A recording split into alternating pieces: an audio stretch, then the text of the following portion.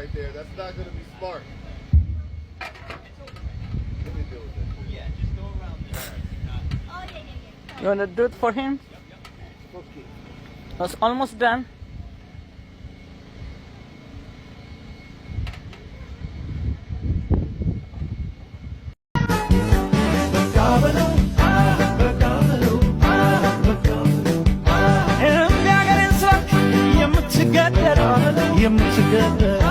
አንድ ኢትዮጵያን ስላት የምትገደለው በዘር ተለይታ የምትታረደው በገዛ ሀገር ላይ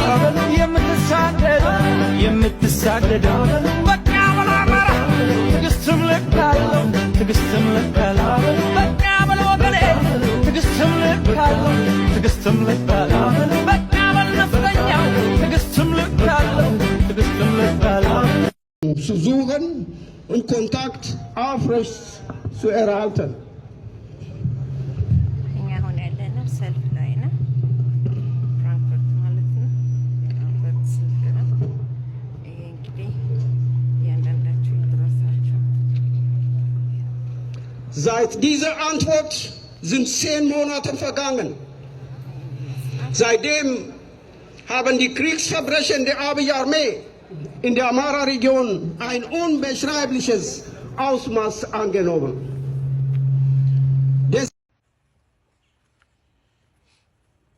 Rape is being weaponized on these innocent people. I can't bear looking at these photos in front of us. I'm a woman. I'm somebody's daughter. Earlier, right now, I was supposed to speak a bit earlier than what was planned right now. We just had CNN standing right there because they had seen the Jerry tourist signs, and they came to cover it thinking it was only election-based. When we went and we spoke to them, and we told them our ideologies and that we're standing for this Republican representative. Because he heard us, not because of political differences and different ideologies we have. You know what they told us?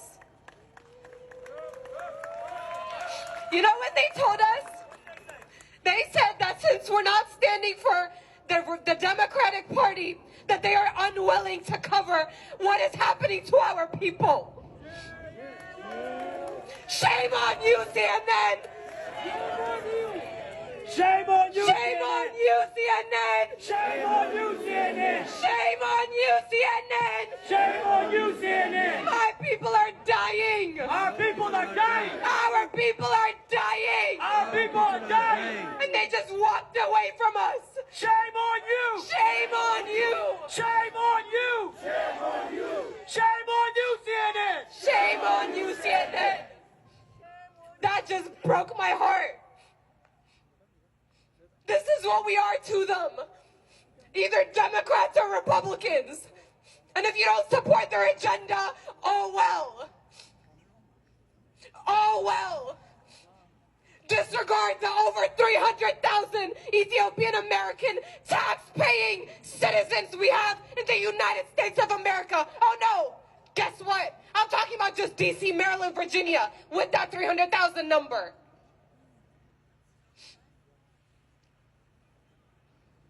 We pay taxes. We're peaceful people. A leading black nation that has been exemplary for our peaceful, kind, welcoming traits. And yet we're ignored. I don't get it. This is a democratic nation that stands up for anything, right? Quite literally, any possible matter can come out and protest. This country screams about being so big on human lives mattering, right? Where are you when the Amharas are dying? Where are you when Christians are dying? I'm frustrated. Truly, I'm so frustrated. I've come out, I'm 23 years old, just for reference. I've come out since I was 15. As a high school student, coming out, State Department, White House, and we're ignored. Each year we come out, more people die. And nobody cares. CNN is so big on reporting worldwide news, right? Is Ethiopia not part of the world? Is Ethiopia not the second largest nation in Africa?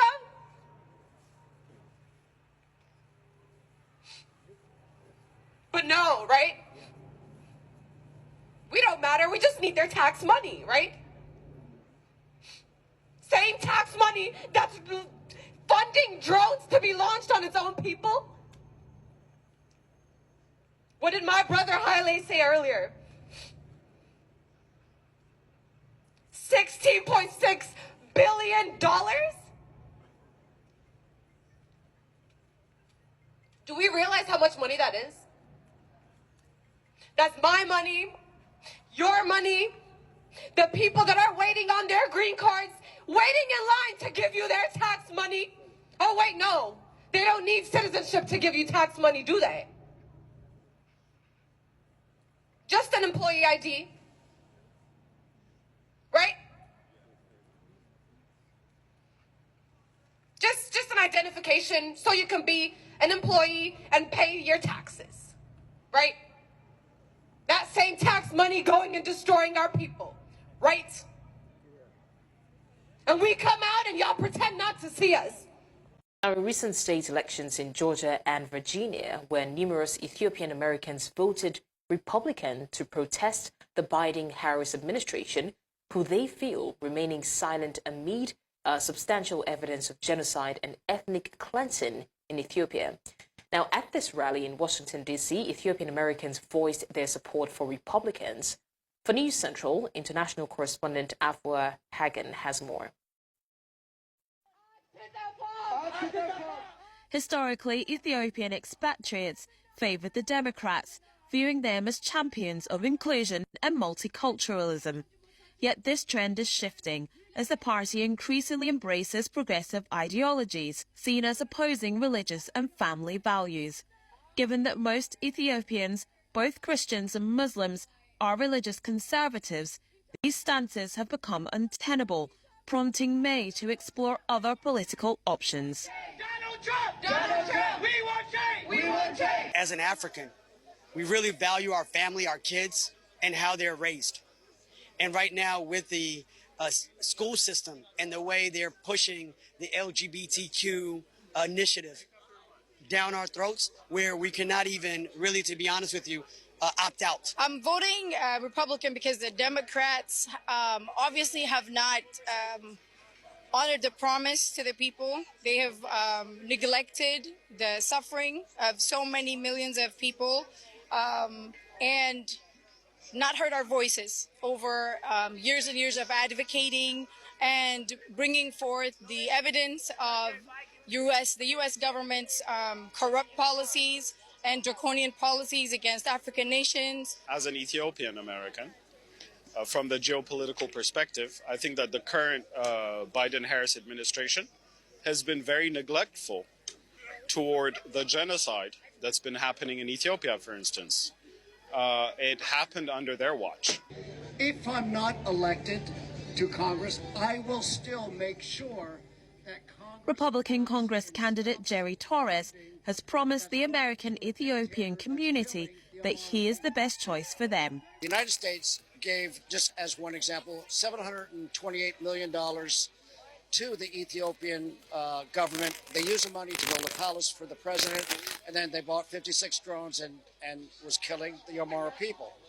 And that money was not designated for that purpose. It was for humanitarian purposes. The Democrats have just given money to countries, and the dictators are using it for whatever they want to use it for. I mean, imagine this, even Iran, right? We give Iran money, they send drones our way or to Israel or other countries. And believe me, Nobody wants a war. I want all wars, all killing to end. And I think that's what we can bring to the African continent, is the end of the little attempts at genocides, whether it's Central Africa, East Africa, West Africa, and support the democratic governments under there, because they're surrounded sometimes by dictatorships, and we don't even listen to what they said. Whoever they vote for, it's crucial that the diaspora make their voices heard in this election. In Washington, D.C., I'm Afia Hagen for News Central.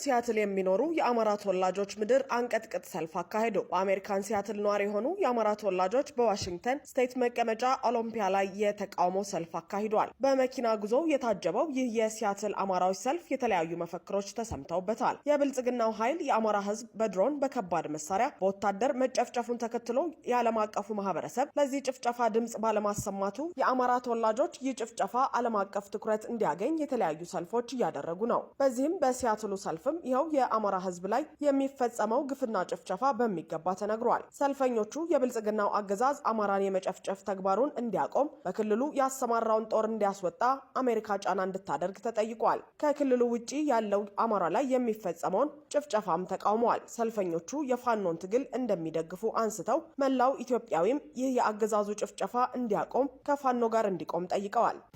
አንተ ማነህ? አንተ ማነህ? አንቺ ማነሽ? አንቺ ማነሽ? እኛ ማነን? እኛ ማነን? እኛ ማነን? የአማራ ጄኖሳይድ ይቁም።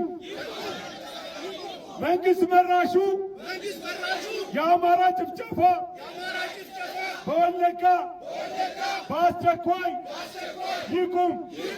በድሮን የሚደረገው በጎጃም፣ በጎንደር፣ በወሎ፣ በሸዋ ይቁም ይቁም። አብይ አህመድ ገዳይ ነው። አብይ አህመድ ገዳይ ነው። አብይ አህመድ አማራ ጠል ነው። አብይ አህመድ ከስልጣን ይውረድ። አብይ አህመድ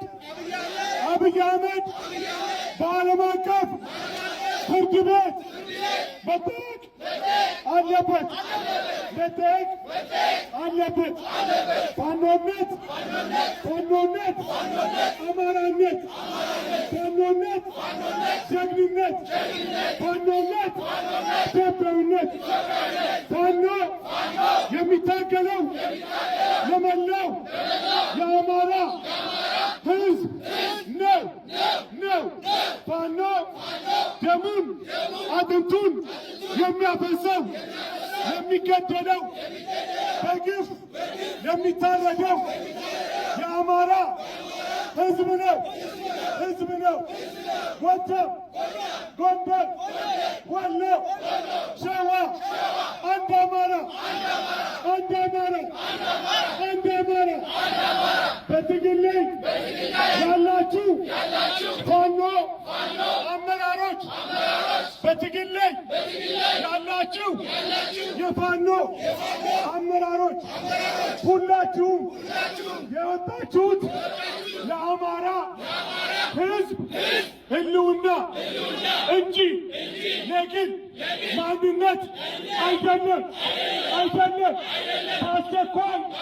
በአስቸኳይ በጠረጴዛ ዙሪያ ተቀምጣችሁ በዚህ በግፍ የሚታረደው በግፍ የሚደፈሩት እህቶቻችን በግፍ በሚቃጠለው ቤተክርስቲያን በግፍ የሚቃጠለው ለመስጊዳችን ይሄን ሁሉ አስባችሁ ለህዝብ ስትሉ በአስቸኳይ በአንድነት እንድትቆሙ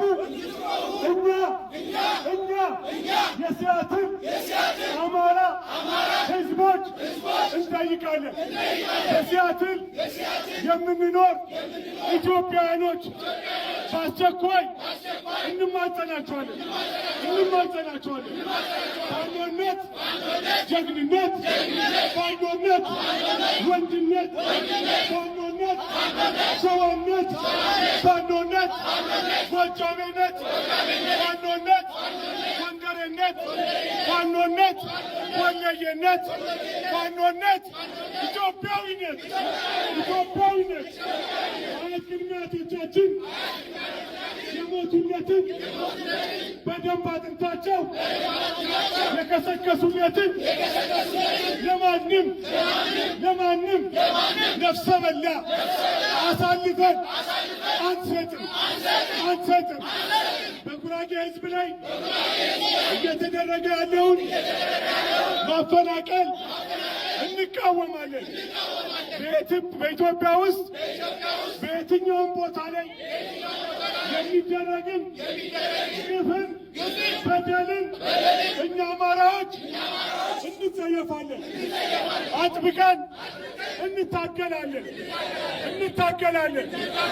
ፋኖነት አማራነት፣ ፋኖነት ኢትዮጵያዊነት።